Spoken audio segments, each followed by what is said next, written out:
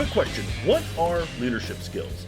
That term leadership skills always sounded like this sort of vague list of intangibles, but Yigal Adato is an entrepreneur, leadership expert, and founder of the Legion of Leaders. He helps business owners master both leadership skills and self-leadership skills with the intention of helping transform their personal and professional lives into the one they've always wanted. All that, plus lessons learned from a rock and roll lifestyle, on this episode of the Peak Performers Podcast. Welcome to this edition of Peak Performers Podcast with your host, Thor Conklin. Thor will be sharing the necessary tools, strategies, and psychology you'll need to become a peak performer in any area of your life or business. Yigal, thank you so much for joining us today. I want to just jump right into this right off the bat. Tell me about the business that you and your brother were running at age 22. Sure. So after my rock and roll days of being a broke rock star. Yeah, I want to come back to that in a second, too. You're not going to get away from that one either. Okay, no worries. So I was broke, and my brother invited me to work a couple of days in the pawn shop. And so I worked a couple of days, and I thought to myself, hey, I can still be a rock star, still have the groupies, and still make some money. So 2 days became 3, and the store was growing, and we had more customers, and business was growing. So one day he sat me down and he said, look, Yigal, you're broke.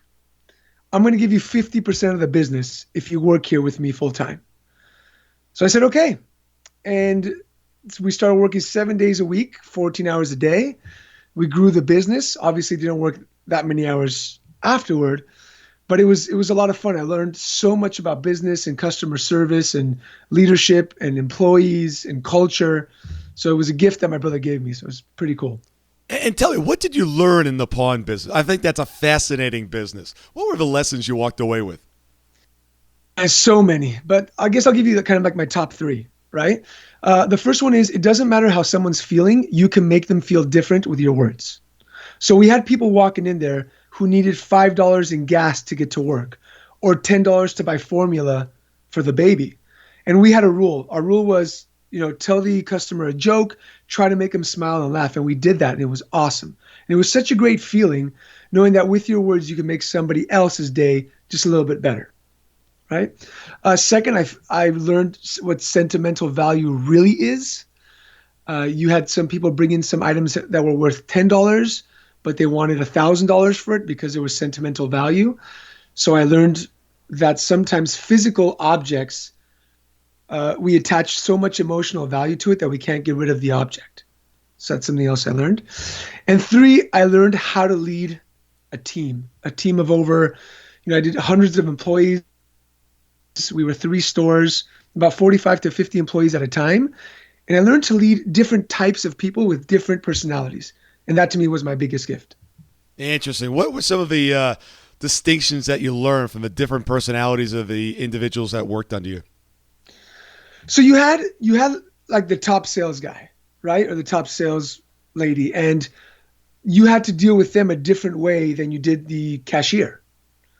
And so in speaking to them, a lot of people do like the DISC or there's another one called 17personalities.com. But so before we even learned anything about that, we had to sit with them and talk to them one-on-one to see what they needed, how they wanted to be spoken to, what motivated them to do better. And each person was different. That's awesome. Find out what motivates them, that employee. Exactly. And Thor, we were a pawn shop, and there was no such thing as culture in the pawn business. So we started implementing all these lessons that we learned from reading books and listening to podcasts like yours about culture and how to treat people. And it worked. Our company started to grow. So it's super important to learn how to lead your team and how to have a great culture. Who's holding you accountable? Many will answer, myself. Well, that only goes so far. You'll do more for others than you'll do for yourself. If you're not getting the results that you want, need, and desire, it comes down to your accountability. If you're ready to stop dabbling and really play full out, head on over to thorconklin.com and under services, check out our real accountability system. This is not for the timid or weak of heart. This is only for those individuals that are truly committed to taking their game to the next level. I love that thing about changing the state of your customers. They're going there for a reason. Things are probably not working out that great in that moment for them. They're going to be taking an asset that they value.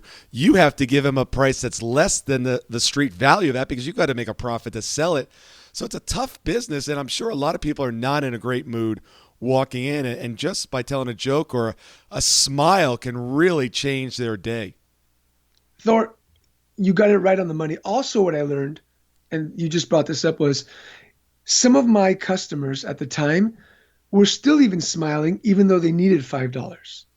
So some of them didn't even stress. It was just kind of like their day-to-day operation. It's what they did. It's how they got by. Yeah, it's funny. We have a shop here in town. They don't call it a pawn shop. They have a different name to it. I forget what they call it, but it is. And during the 2008 meltdown, it was really interesting because the people that were going to hawk their Rolexes and their Cartiers, I mean, these were well-to-do executives that were just trying to figure out how to pay the mortgage. I mean, the whole dynamic of the customer base really shifted. We had real estate agents who weren't selling anymore. We had business owners. We did loans as large as $100,000 for Rolexes and Cartiers and big diamonds. So you're right. It's not just a person who's living paycheck to paycheck. It was all walks of life coming in saying, I need money to get by. So it's super interesting. Yeah, I just had literally had a dinner with a buddy of mine last night, and he's in the jewelry business, and he does buy a lot of jewelry, estate jewelries, and so forth. And he had a customer the other day that they went through a divorce, and she had all this high-end furniture, and literally went in and just bought all the furniture. It's like, people get to a stage, and they're like, well, I don't need this anymore. I'm downsizing. And she had, hundreds and hundreds of thousands of dollars worth of jewelry as well. It's really interesting that I think we sometimes get in our mind the clientele that we think pawns their stuff. It's really a different demographic. I don't know if that's just changed recently or that's always been that way.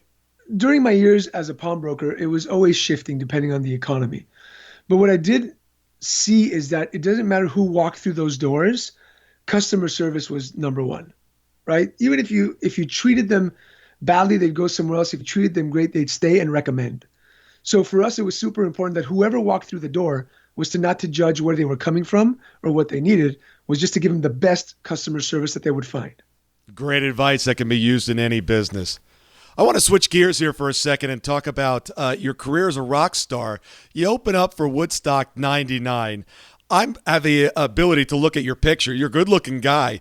What were you thinking, man? I mean, you got out of rock and roll to get into business? We need an intervention, man. We need an intervention. Totally. So at the age of 16, I started singing, and I really enjoyed it. And my friend was playing the guitar, and so we started this garage band. And we were doing pretty well. And all of a sudden, we were doing shows in LA and shows in different areas. We went on tour. And we got a call from a show that we did that we won the opening spot to play Woodstock 99. So we flew out there, we got on the bus, drove out there, and we were played for thousands of people. And it was incredible. I mean, performing on that stage, having that energy was something that I would love to do again at some point, right? But, I got into business because I also have a love for business, and I had to realize that the rock star thing just wasn't working out. It's like 1 in a million musicians make it. You can have all the passion in the world, all the talent in the world. It's just a very, very hard industry. So my brother invited me into business, and I come from a family of entrepreneurs and business owners. So I thought, hey, let's try it out. And 15 years later, I was still there. So that's interesting. Now, I believe that in all walks of life and everything that we do, there's always lessons to be learned. What did you learn on the stage as a rock star that helped you in business? I learned how to be in front of people, customers, presentations. We did a lot of TV interviews, a lot of radio interviews. So it prepped me to be able to, publicly speak, to be able to look at my customer and be confident no matter what was going on. Because I remember on stage a lot of the times the guitar amp would go out, the monitor would be bad, the microphone wouldn't work. And and you know what they say is the show must go on. It doesn't matter what's happening. You have to continue. And so I took that into my business life, and it really worked out well, knowing that every day is a performance. It's an authentic performance, and that no matter what happens, the show must go on. Absolutely. You and I share something in common. We're both colorblind. As a young wow. Yeah, I know. I could see most colors, but like blacks and like dark blues or cordovan, I don't see. Matter of fact, I used to have socks that were navy and black, and every day I'd walked into work with one black sock, one blue sock. And then once I made the big mistake. I don't know if you ever did this. I had a pair of shoes, one black and one cordovan. Showed up at work. One black, one cordovan. Never again in my life have I bought the same pair of shoes in two different colors. I mean, apart from the fact that I love my wife, it's one of the reasons I got married was so that I can show her my socks and be like, is this green or is this brown? Let me know. so yeah, my greens and browns aren't so clear. That's right. But we make it happen, Thor, right? We make it happen. And I'm going to fund a study that shows that most billionaires are colorblind. Oh, there you go. At least there'll be some hope for us down the road. I don't know about you, but I haven't gotten to the billionaire status yet. So me neither. And when I get there, I'll be part of your research. All right, good. Well, hopefully, most of the billionaires out there are colorblind too. There's got to be one kind of gene that's common throughout all of them. Thank you so much for listening today. I really do appreciate your time, and I hope you found today's show valuable. If you would like to receive these shows automatically to your phone or to your computer, simply go to iTunes and subscribe. After listening to several of the shows, if you're so inclined, please leave us a 5-star rating, as this helps us reach additional people and spread the message.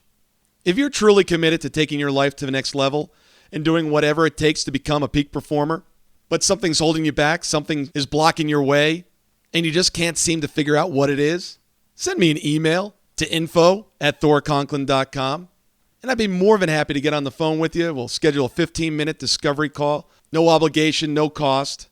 I absolutely love to hear from the listeners. And if there's something I can do to help, I'd be more than happy to do that. Also, if you found something of great interest in today's show and you want to share that with your friends and family, simply go to my Facebook page, Thor Conklin. Click on the episode, hit the share button, and share it on your page. You can follow me at Twitter at Thor Conklin. The website is thorconklin.com. We're constantly adding new free resources, discussing additional tricks, tips, tools, and strategies on how to be a peak performer. Remember, I try to keep these episodes short so you can listen to them during dot time, doing other things, commuting, driving, walking, working out. Decide to be a peak performer in all that you do. And until tomorrow, have an absolutely amazing day. And that brings us to the end of another episode of the Peak Performers Podcast. Be on the lookout for part 2 with Yigal Adato, where he and Thor will discuss the importance of profits, how to be honest with yourself, and the 3 real reasons leaders fail. I know you won't want to miss the next episode of the Peak Performers Podcast. We'll see you at the top.